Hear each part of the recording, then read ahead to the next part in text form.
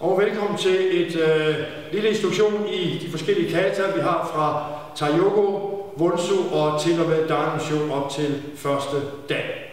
Meningen med den instruktionsvideo er, da den er vist både med kataen vist forfra, hurtigt tempo, vist bagfra, hurtigt tempo, for at kunne gennemse, hvilke teknikker der anvendes og hvordan de udføres. Og så er der vist en version per kata i slow motion tempo, hvor det er mere dynamikken, der skal studeres frem for teknikken.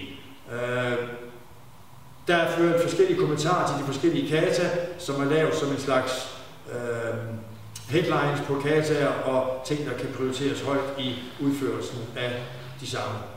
Bundkajen mod slutningen er vist igen, så man kan se i langsomt tempo, hvilke teknikker der skal udføres og hvordan de skal udføres på modstanderen.